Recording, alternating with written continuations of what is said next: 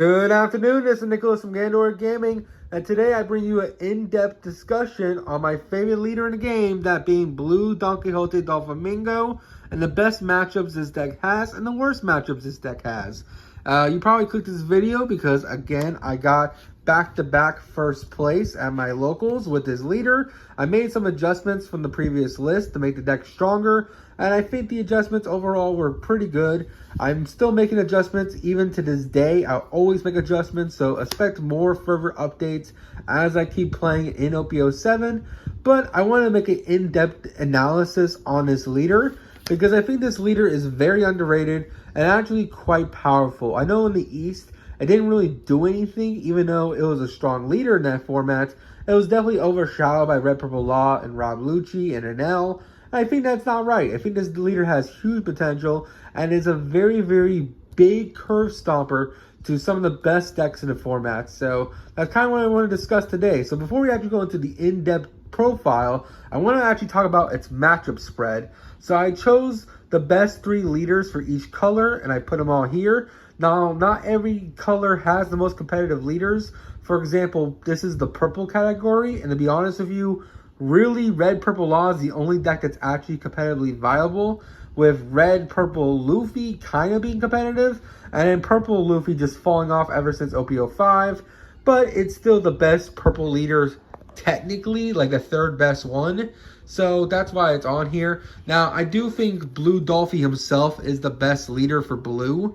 That's just a simple fact to me. I think this leader is just insane, and if you're going to choose a blue leader, I think this one's the best. But I didn't want to discuss the mirror matchup. Well, I guess I could, but I wanted to show you the other 3 best blue leaders, not counting himself, and his matchup spread against them as well. So that's why I have these 3 here. Now, not every leader, like I said, is most competitive. Like I said, I haven't seen a Purple Luffy in a very long time, but I wanted to show you what this deck does against every color. I wanted to show you how it fares against each color and the best 3 leaders that represent each one. Now, I did categorize it based on how the leader plays. So, for example, Red Purple Law is a aggro / purple leader, but because of all the minus dawning it does, it plays more like a purple deck than it does a red deck, in my opinion, even though it is a very aggressive deck. So personally, I feel it falls into the purple category, but Red Yellow Sabo, even though it is a yellow color leader, feels more like a red deck, so that's why I put it in the red category. Now, I also categorize it by the higher it is, the harder the matchup is, and the lower it is, the more dog water the matchup is. Like, we just beat the deck's ass. So that's kind of what I want to discuss. Now, we're going to start with our best matchups to our worst matchups and work our way down. So first things first, I don't think there's a single red leader in the entire format of OP07 that Blue Dolphy has to be afeared of. I think we have a great matchup into all 3 of these leaders, and I'm going to discuss that right here, right now. So first things first, let's talk about Roronoa Zoro. We're both OP01 leaders. We're both 5 life. Personally, out of the red leaders that we can face in our locals, I personally think Roronoa Zoro will give us the biggest issue, just because they're swinging with little bodies every turn, that they don't really require that much Dawn in order to put a lot of pressure on us in the early game. And I think Red Zoro, with the giving 1,000 power to all its units, can actually pose a interesting issue to us. I still think Blue Dolphy washes the deck, but it still has huge potential. So out of the 3 red leaders, I think our hardest matchup would be Zoro, of course, not counting Red Purple Law or Red Purple Luffy, because personally I think they play more like a purple deck than a red deck, so that's why I put them over there. But anyway, like I said, I think Red Zoro is probably the hardest matchup out of the 3, but Red Zoro cannot be found anywhere until OP08 because it plays low to the ground playstyle and black kind of just murders it. So you really don't have to worry about this leader at all in your locals, but there is a small chance you do run into a Zoro player because he is a popular character. I think he could give you some trouble, but we're a very aggro blue leader. We're probably the most aggro blue player in the game, meaning we actually have a great matchup into these decks. and we're very toolboxy. We can definitely outgrind them. The best play style when going against red is the long game. Basically, you just want to out-resource everything. You want to kill every body they play, or just bottom deck every body they play, and get them low in hand, and then start pushing at life. Set up a huge board, and start beating the shit out of them. And that's basically how you beat a red matchup. I think that same thing goes for red, yellow, Sabo. None of red's ability to draw cards, it's all in life. So if you can put them down to low life and just drain their resources with like a pudding or just swinging 7 every turn, I think the red is just not a great matchup into blue. I think it's always been a big issue into blue, and that's why I think red is our best color to go against in the format. Edward Newgate used to be an issue because he's a 6K leader, but with the introduction of the Morley and the Gecko Moria, the ones who draws a card, and the Gecko Moria who's a vanilla, not to mention we have Pudding now that could just probably just washes this deck. This deck's whole issue for us was that it was a 6K leader that had like 50 cards in hand, so we could never beat it. But now that we have Pudding that makes it down to 5, it's really easy to kill a Newgate player, and especially with the new cards we've added to our list, I feel like Edward Newgate is probably our easiest red matchup in the game. So yeah, I know Edward Newgate really isn't meta in OP07, but he's still one of those leaders that floats around in your locals, so you should be worried of him, but overall I think he's easy. Red Yellow Sabo could be interesting because he puts things in his triggers, but this deck loses a lot of hand size very, very quickly because a lot of their triggers requires a discard. So the idea against Red Yellow Sabo is that you want to stay at 4 life as long as possible so that most of their triggers that require you to be 3 or less don't get activated. And then you just keep pressure your opponent and keep wiping board so that they can't really get benefits for putting characters in their life. Because a lot of things that happen to Red Yellow Sabo is that they'll like keep playing the like one rusher and then putting it into life, and then you just keep like killing them really, really hard, and you'll have a whole field while they have no cards on field, and you just have the one rusher. You keep adding them back to hand. So I think Red Yellow Sabo is an easy matchup for this deck. Now, of course, with every red deck, you still gotta be careful because they can definitely take you by surprise. So don't like just completely overlook the leaders. Like all 3 of these leaders can win games off Blue Dolphy. I think every leader here has a shot against Blue Dolphy, but I think Blue Dolphy like majority of the time wins. So personally, I think when it comes to the red matchups, all 3 of these are very, very easy, with Red Zoro being the hardest. Now let's talk about the blue matchup. Like I said, Blue Dolphy is probably the strongest of the bunch. I think Blue Dolphy is just a great leader overall, and I think he's actually just terrifying. I think he's the most aggressive out of the blue leaders besides Blue-Green Sanji. Blue-Green Sanji actually can put a lot of pressure on us, especially with a double swing every turn. I think the only reason why I put Blue-Green Sanji underneath Boa is just for the simple fact that it can lose card advantage really, really easy. Not to mention, yes, it is an aggressive deck, but it's playing the same 7 Warlords package as we do, but we play it better than they do. So we just kind of out-resource them very, very easy. Now, you still got to be careful with them because they're still playing all the powerful blue cards. They're playing Gravity Blades. They're playing Red Rocks. They're playing all the 7 Warlords and Special Summon stuff. So they're all playing Djembes. You do got to be careful against both these decks. Now, I think because this one's 4 life, it's easier to deal with, but it can still be scary. It plays a lot like the red decks. So you just gotta treat it as a red deck that has the blue removal, and you should be fine. As for Boa, Boa is just a worse version of us. Yes, she does get a draw card every time she removes a body by card effect, but honestly, that's not really a big issue for Blue Dolphy because we have the same removal they do, but we get to play units for free while they don't really, because they got their best free unit is a Djembe into like another 4-cost character. While we can play Djembe off leader ability and then play another character for free while swinging 7 every turn. Now, I think Boa is still the scariest matchup when it comes to the blues, but you still got to keep a mind out on that. Next is Nami. Nami is just awful. I have never been afraid of a blue Nami player. They never milled their deck completely. The fact that we have Puddings, the fact that we have Gravity Blades, the fact that we have Boa Hancock, the 6 cost that like bomb decks a card. Like literally Nami is just never a threat to us. We go to the board really, really wide and we just out pressure the shit out of her. Really Nami, if you lose to a Nami, you're fucking up. or they like milled like a god, I really don't see how you lose the blue Nami. I really don't. I've gone against this deck probably like 20 times in my locals, and every time I played blue Dolphy, the best they gotten down to was like maybe 10, maybe 12 cards left in deck, but nothing to write home about, and you still win the game. So I think against blue Nami, you just gotta be very, very aggressive, out-resource their hand. Like, don't let them get like 20 cards in hand. You gotta make sure they have like 1 card hands, and just keep pounding them and going wide on them. You gotta go wide, you gotta go tall. That's the best way to beat Nami. So if you're ever wondering, you always swing unless you like swing for 5 or something.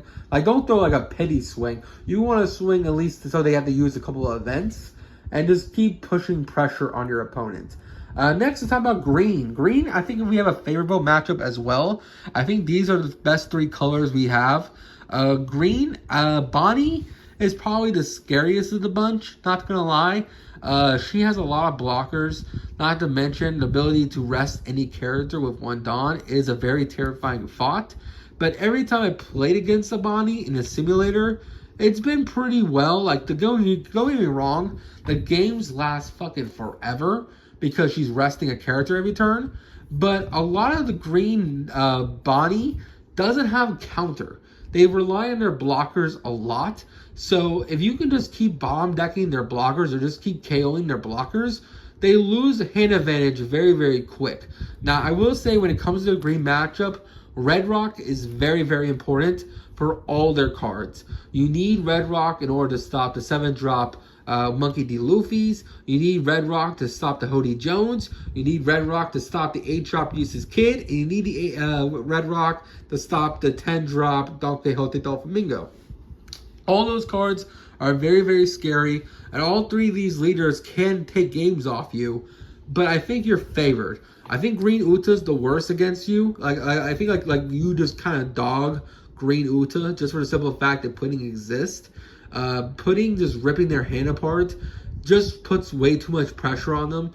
Not to mention you playing so wide just really makes Green Uta just not have a great matchup really.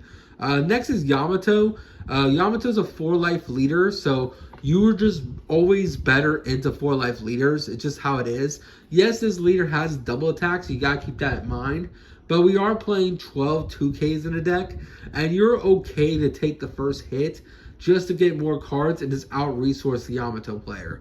Like, you just need to just keep putting pressure on them, not get down to 3 life early, just so that their triggers miss, because a lot of their triggers are like 3 or less life. They're playing the Wano package most of the time. And just keep a Red Rock steady if you need to remove like a Hody Jones or a Useless Captain Kid, or like I said, an 8-drop Kid. Those are the only like big cards you gotta worry about.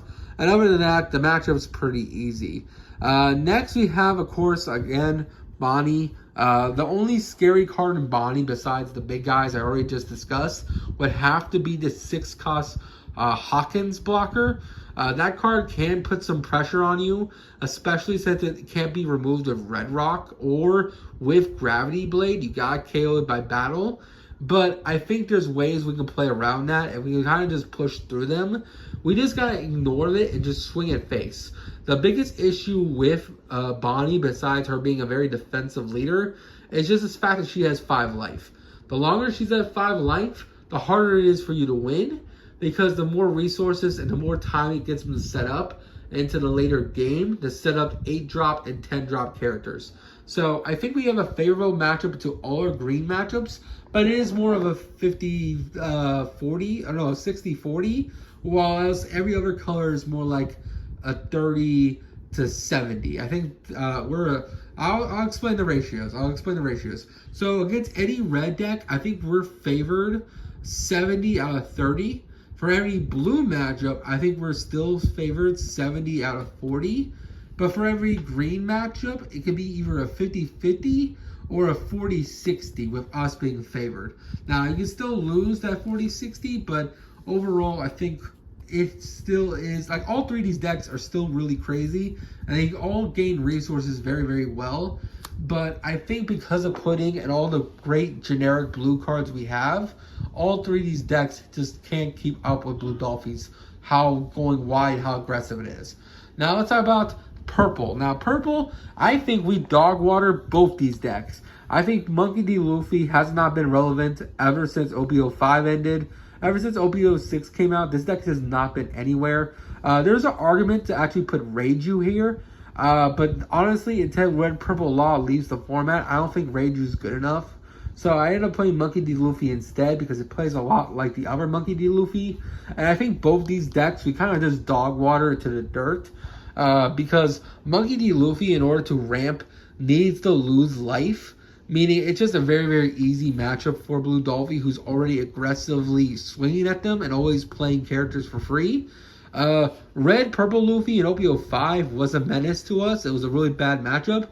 But ever since we got Pudding and all the new cards from OP06, literally Red Purple Luffy is just an easy win. Like literally, I think these are our easiest two out of all the leaders here. And I am not afraid of a Red Purple Luffy leader if I go against them. Unless you play it really, really bad and we get to the late game and they just keep dropping 10 drop, 10 drop, 10 drop, 10 drop, I'm not really worried from a Purple Luffy player. Now, let's talk about the elephant in the room being the best deck of the format being Red Purple Law. I think Red Purple Law is a 50-50 for us. I think it depends on how good both our hands are and how crazy we pop off. So I think it really does depend on if I have the ability to just look at the top 5 cards of my deck and just stack it in the perfect order. So Blue Dolphy is very manipulative. His whole gimmick of his leader is that you want to stack the top 5 cards of your deck, not only to set up your leader's plays for the following turns, but also so that you can draw into the cards to deal with every leader here. So that's what I love about Blue Dolphy. Blue Dolphy, because he's stacking his deck, allows you to like get the cards you toolbox for to deal with a certain leader. So like for example, if you're going against a Purple Luffy or a Whitebeard, you know you want to see Pudding or you're not going to have a good time. So you need to find Pudding. So the fact that you can stack your deck so that you can just keep looking for the Pudding is really, really strong. And I think that's one of the reasons why this deck is so good. Because if your deck is favored with a certain card, because blue is such a generic toolbox color, you can kind of just put the cards you need in the certain order that you wanted to prepare for your next following turns. Like every other leader kind of just plays whatever is in their hand, and that's all they gotta think about. But with Blue Dolphy, you actually gotta think about not only this turn, but the next multiple turns and what's on top of your deck and how you're going to proceed from there. Like, do I need to stack a Gravity Blade now? Or should I stack it so that I'll draw it onto my 7 Dawn turn and then Gravity Blade them? There's a lot of complex thinking when it comes to Blue Dolphy. And I think that's why these two decks are easy to beat. And Red Purple Law is probably a 50-50. I think this is our first leader where it can go either way. I think every other leader we talked about before this is just an easy sweep. But I think Red Purple Law, it really depends. And they like really, really luck out on their not only like their draws, but they like resolve multiple Reijus. They like solve multiple kids and killers in the game. They just kept playing out every like bottom deck dude, so they just kept using leader ability and ramping Dawn. I think it'd be a tough time for Blue Dolphy, but it's not impossible. I'll tell you this, against the multiple blue red purple laws I played, and so far I probably played it in OP07 twice, or like 4 times I would say, and I think I've won 3 out of the 4 times. So I think we're favored slightly, but it's still a 50-50. Let's talk about the black matchup. Now black matchups are pretty tough. I think all 3 of these leaders are not going to be easy. I'll be straight honest with you. All of these, besides the red purple law and maybe the Bonnie, are like we're favored. These ones, besides him, are going to be tough matches. I think Perona is a very underrated leader in OP07. I think that she is actually pretty incredibly strong, and her leader ability kind of counters our deck really, really hard.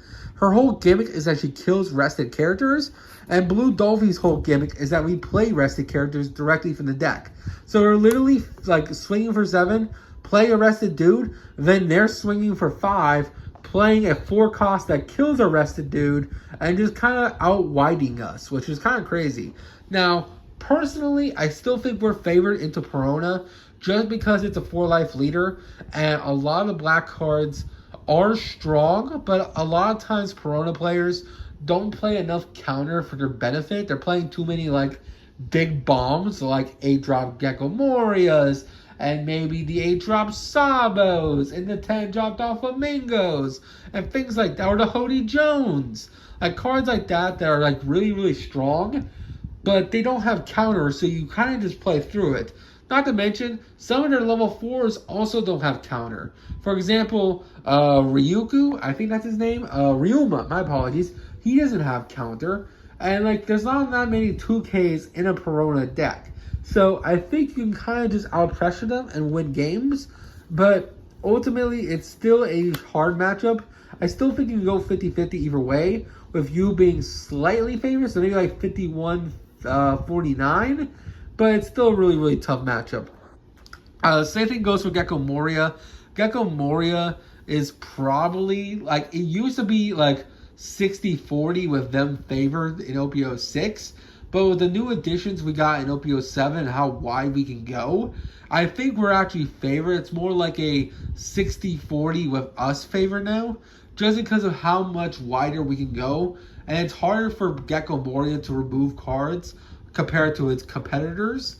So personally, I think because of how wide we do, I think Gecko Moria can still win games off us, but ultimately, because of how wide and how aggressive we are, we kind of just out-pressure them. Now, the other thing is that we're not really ever going to see a Gecko Moria again because we have a better black leader in Rob Lucci. Now, Rob Lucci is probably the strongest of the black leaders besides our band boy Sakazuki. And I think Rob Lucci is, out of all the leaders, including the yellow ones, our worst matchup. I think Rob Lucci is a very scary opponent to deal with. Now, luckily, for the last few tournaments, I've actually been dog-watering Rob Lucci. I think I've only lost once against him, and that was in the first round of last week. I think I've dueled Rob Lucci, the new version of him, I think 6 times now. And I've won 5 out of the 6 times because of not only my play style, but just how strong going first against a Rob Lucci player is. Now, I will say this leader is favored, but if you play out of your mind and you luck out, you can be a Rob Lucci player. And I've added new cards to this deck list for us to be favored against Rob Lucci. So I would say before the new list, like the list I made on Wednesday, Rob Lucci was favored 60-40. But with the brand new cards I've added to the Blue Dolphin list, I think it's more of a 50-50 with, depending on how good the Rob Lucci player, deciding how good you are. Because both these leaders require a lot of calculation and a lot of combo. Blue Dolphin has to, like, if you need to be a good Blue Dolphin player, you need to know how to manage not only your resources in hand, but also know how your opponent plays.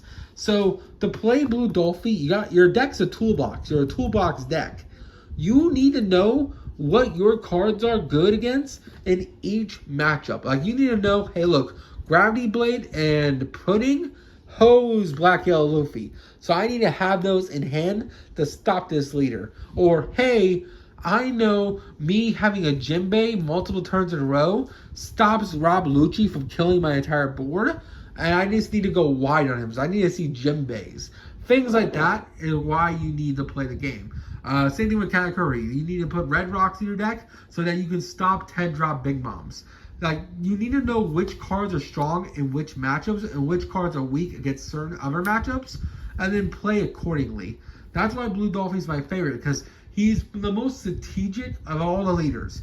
Because not only do you have to play against your opponent, but you're also playing against yourself, because you gotta play multiple turns ahead. He's like the master manipulator himself. You gotta be able to be prepared 5 steps ahead of your opponent before we get to turn 7. You need to have a plan from turn 3, 4, 5, 6, and 7. Like, no joke, that's how this deck plays. You need to have turns in advance planned out before your opponent has a chance to think about it. Let's actually talk about the next category, which is yellow. I think yellow, besides this leader, is our hardest color matchup. I think Rob Lucci's our hardest matchup overall, but I think yellow has two of the scariest decks for us to deal with.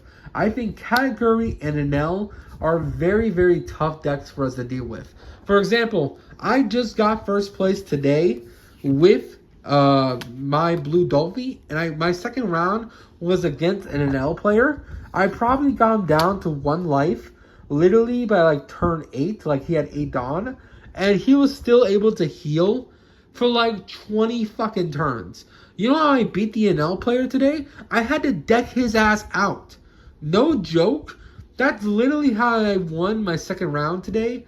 I had to deck out the Enel player because he trashed too many cards on the top of his deck with his leader ability to the point that he decked out. That's how I won today's locals.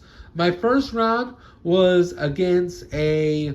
what was my first round against? No, my first round was against the Enel. My apologies. And Enel was my first round. I literally had to deck him out to win. Game 2, I went against a Black Yellow Luffy player, which, spoiler alert, Blue Dolphy kind of kills that deck. So that was actually our fastest game today. And then our third round was against a Rob Lucci player, which was pretty interesting. I think the new tech card, which I added, made this deck way better into Rob Lucci. But if the game kept going, I think he would have won. So we'll keep talking about that. But I think Enel is a very, very scary matchup on how resilient this leader is. It kind of plays like Boa.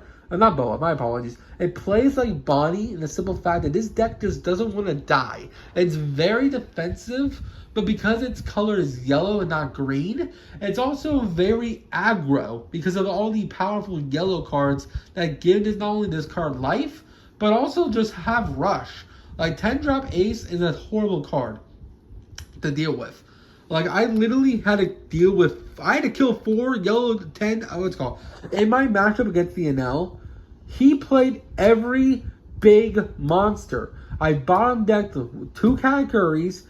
It's called 1 10-drop Ace. And I bottom decked a Yamato.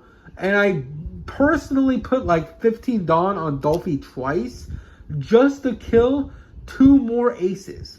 Like, literally, the whole duel was me going wide at him, getting him down to like 1 or 0 life, then him top decking a 10 drop or a 9 drop that healed him 1, then me using either a red rock or multiple big ass swings to kill said body to repeat the process until literally he ran out of cards in hand.